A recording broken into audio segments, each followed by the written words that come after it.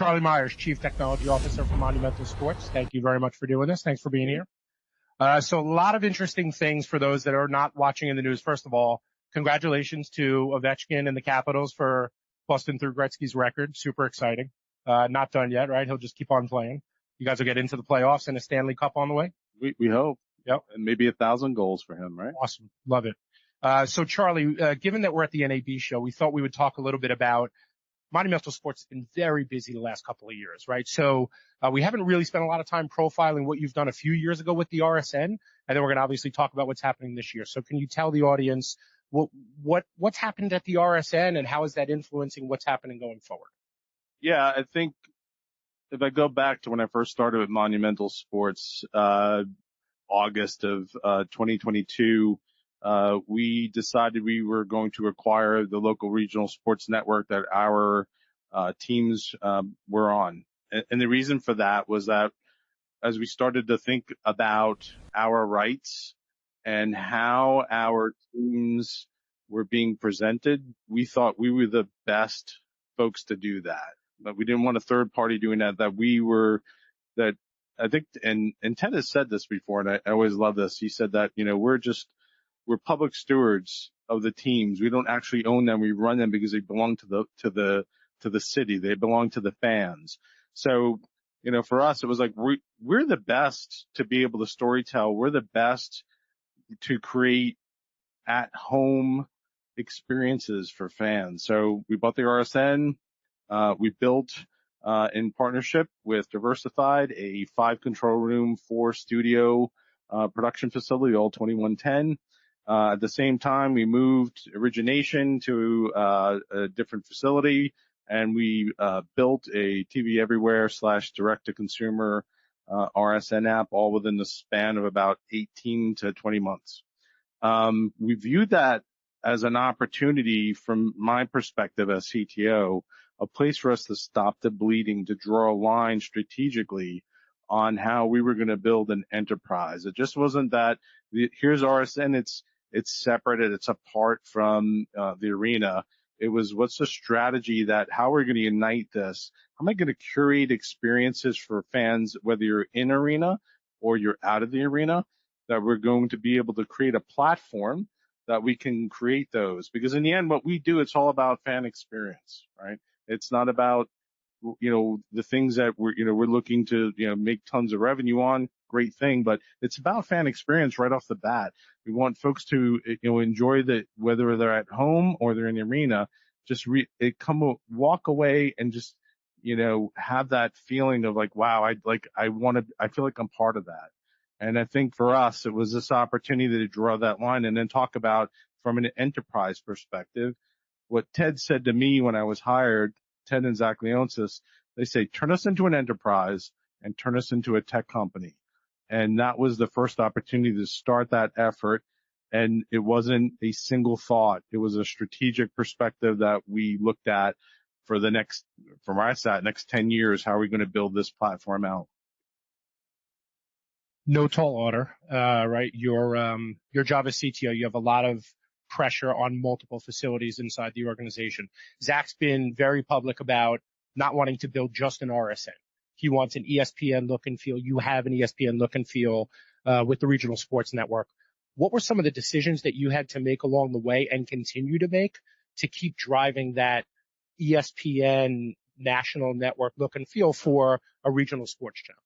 Yeah, I think, my background worked at Discovery Communications before they acquired Warner Brothers, worked at Sirius XM. So to me, it was, how do we build an enterprise, a media enterprise? How do you build so that we've got velocity and we've got the ability to scale as we move forward? And I think that was sort of the first step, is we have to take that mindset, and it has to be, we have, because Ted and Zach have big plans for things that we're going to do in the future. So we have to build a platform that I can build out on. And it wasn't just, again, it wasn't that, we could have took the easy way out and said, hey, we're going to build an SDI plant. No, it had to be 2110.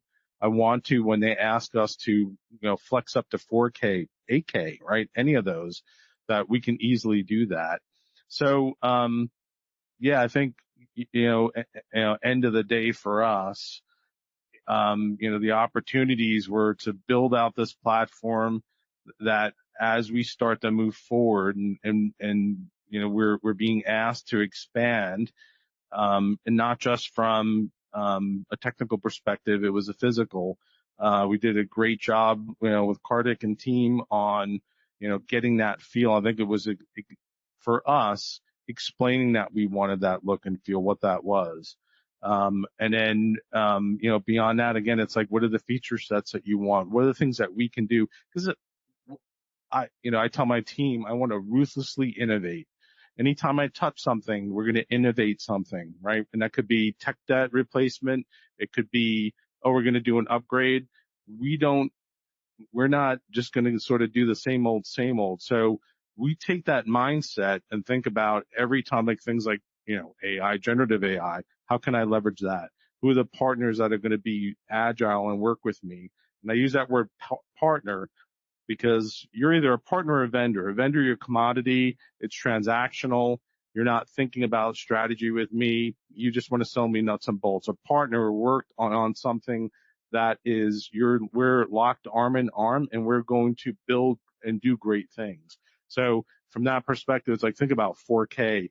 Think about, how can I set this platform up that I can do things like automated clipping?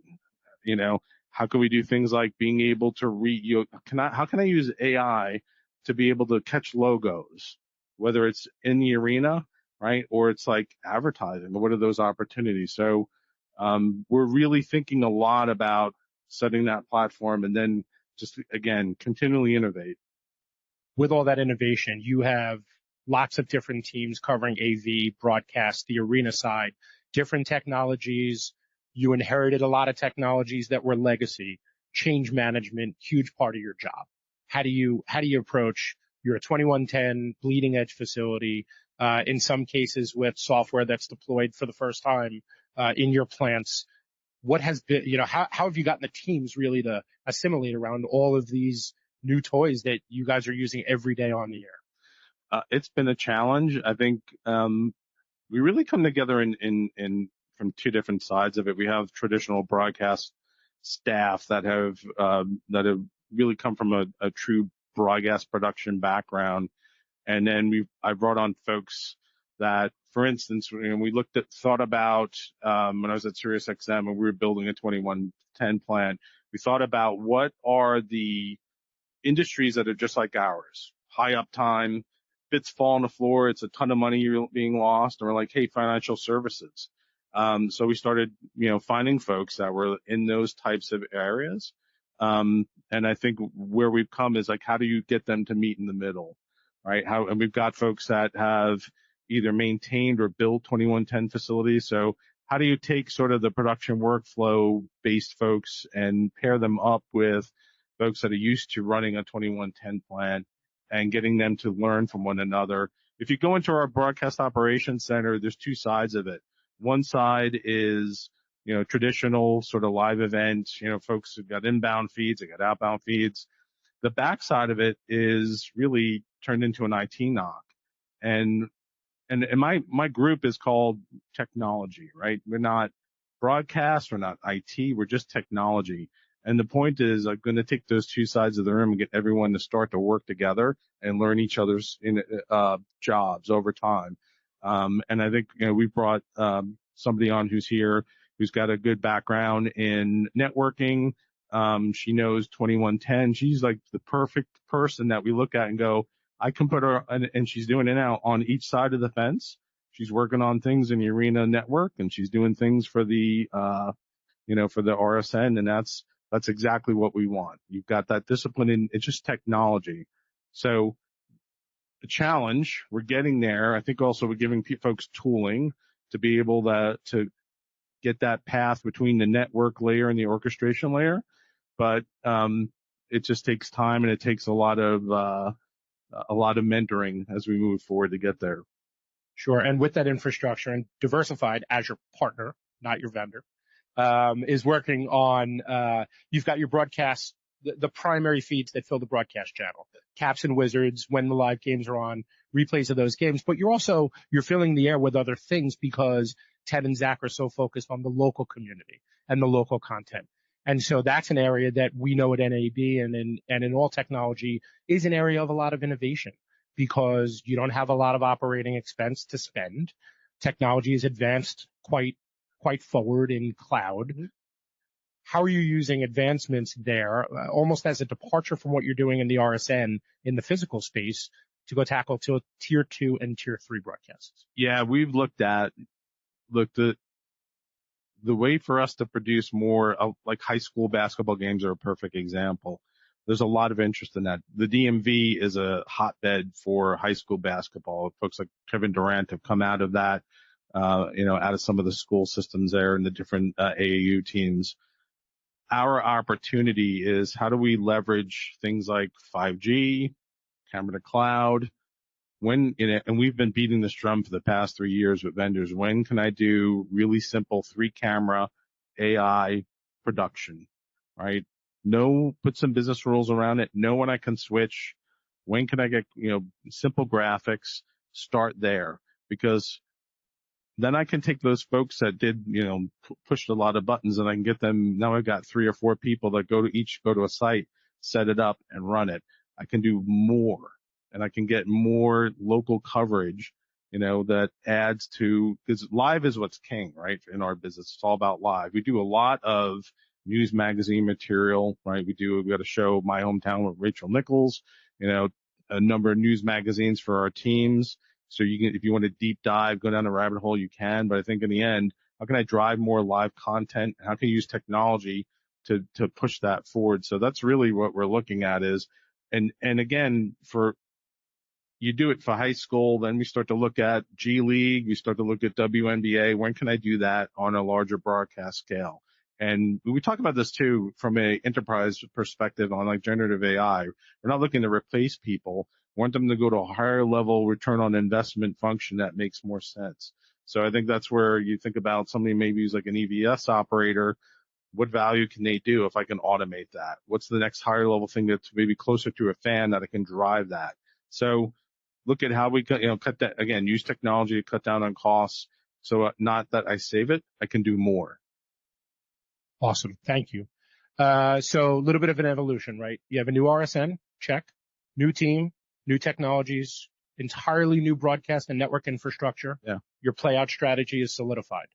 And because Monumental doesn't ever stand in place, we hear about a year ago, 6 months ago, $800 million investment in Capital One Arena, but it's really not just an arena investment.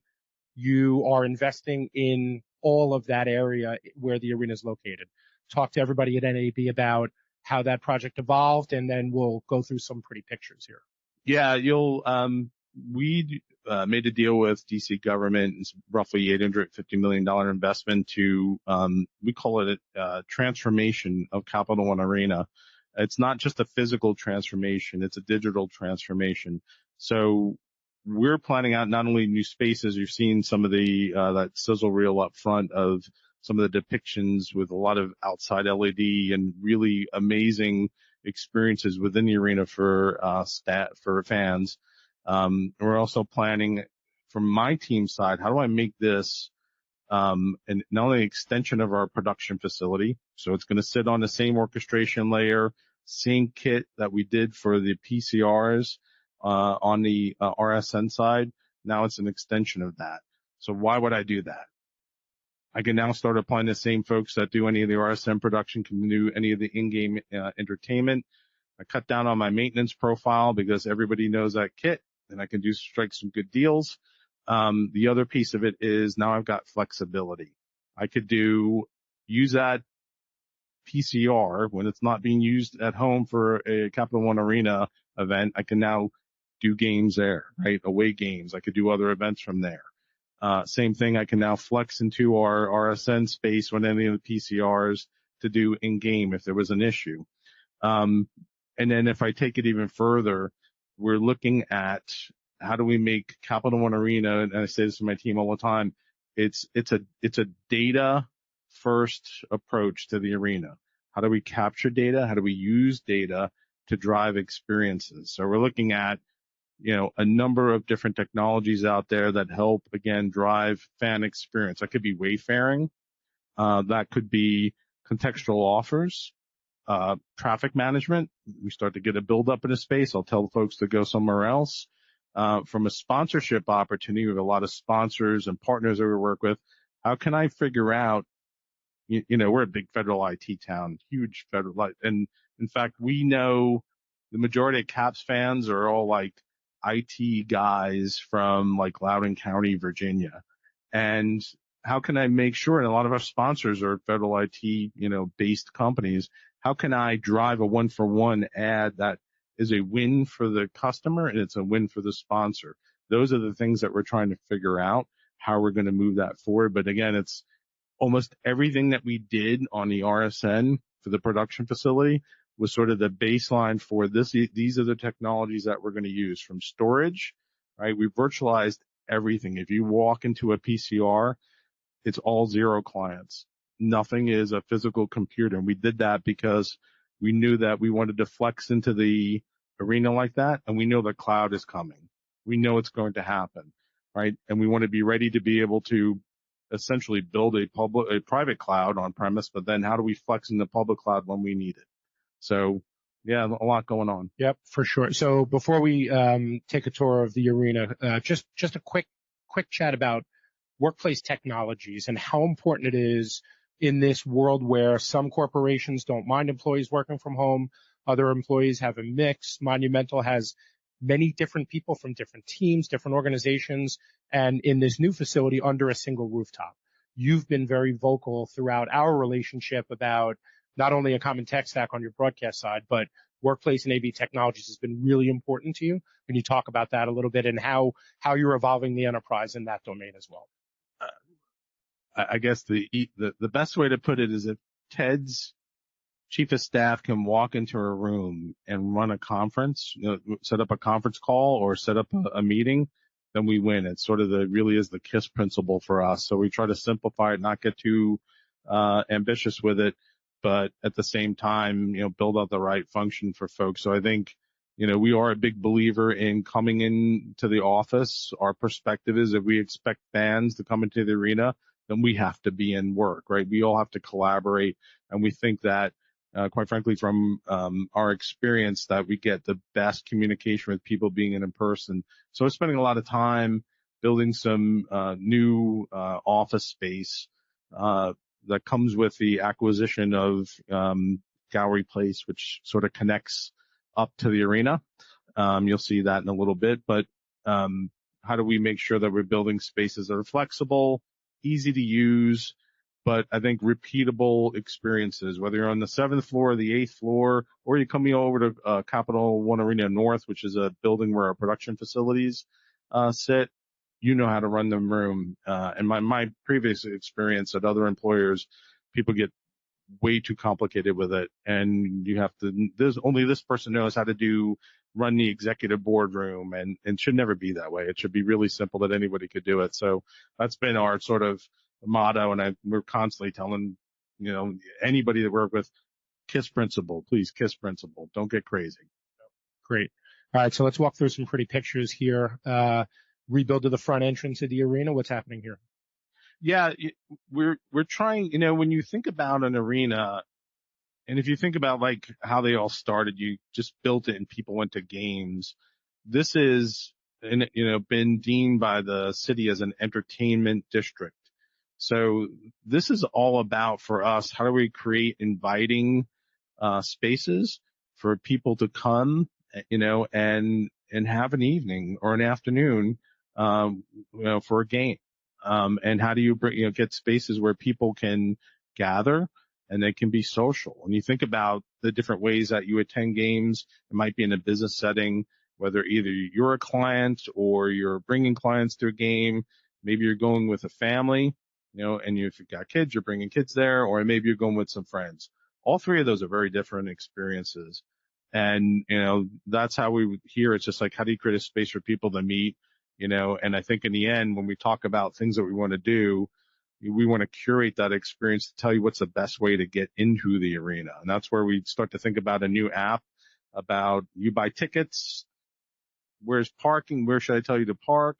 Do you want dinner reservations? Go to this entrance. Is it close enough? Because most folks don't go to a game hoping to stand in lines. You go to want to sit down and enjoy the game. So how can I cut down on that friction? How can I make it easy for you to decide you want food waiting for you, where to pick it up, right? Hit it, get to your seat. So for those that haven't been to DC in the audience, your space is going to look very different. There's a out of business Bed Bath and Beyond, an out of business movie theater. Yeah. You're taking over all of that space and reimagining with technologies. Exactly. A lot of LED. We're looking at things like parallel viewing displays. If you've seen some of those out there, 100, 200, 300 people can all be in one space. And if you opt in, you can each see a personalized video. And there's some stuff out there where it's like, hey, welcome, Jason, welcome to the arena. But what are the things we can do from an advertising perspective, right? What are the things from a programmatic perspective that we could look at? So I think that's a lot of what we're sort of thinking about now. We're actually working with KPMG on how do we define the fan experience, who are the different types of fans, and how do we want them to have the experience they're looking for. There's people that love to sit in their seats the entire game. There's other folks that it's social and they want to sit in a club. I don't care. Like, I want you to be happy. So it's like, but figuring out who you are and then how do I help drive more value for you and your experience. Little bit of a Cosm-esque type look going on here. Lots of LED along the flank of the arena opposite food and bev, right? Yep. Yeah. Food hall. Yeah.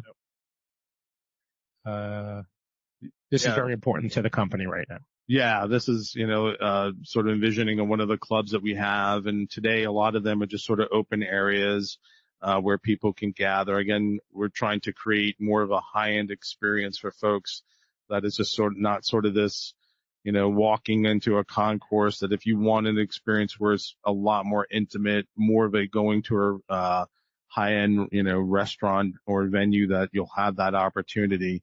Kind of pick your experience, if you will, right? Again, a lot of LED. A lot of LED. Yep. And there'll be a Stanley Cup image somewhere floating in a holographic way across the top of the arena, right? There you go. Yeah. That's the end of our pictures. You guys have been very busy. How many years until the arena is finished? Multi-phase project. Things need to happen in sequence, particularly in 2025. So the summer will be really the pivotal moment for this arena. Yeah. What happens after that? It's slated to wrap up in 2028. Multi-phase project. We're in the midst right now of demoing other areas. We have the unique challenge of having a team that's doing very well and compressing our construction schedule. It's a good problem to have. But I think, once we get past this now, and this is to me, it's religious. How do I extend the digital experience to make it feel new, right? You'll go to the arena once or twice and it'll have that sort of new car feel or smell, right? But the way that I get to renew or make you feel like that experience is unique and different each time is from a digital perspective, through an app, right? And programmatically through a lot of the technology. So from us, it's like planning out that roadmap. What's that, 6-year roadmap of things that we're going to develop and roll out and continue, again, data first arena. We're going to start capturing as much data as we can.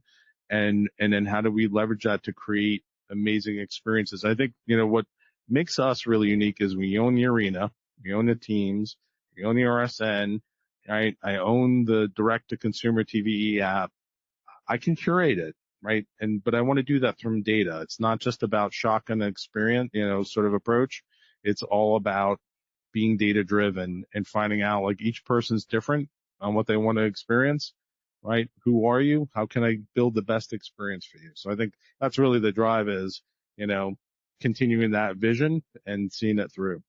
We're going to invite everybody here to get to DC, purchase tickets to go see the Wizards and the Capitals. You're all invited to purchase tickets and be your own guest in Capital One Arena.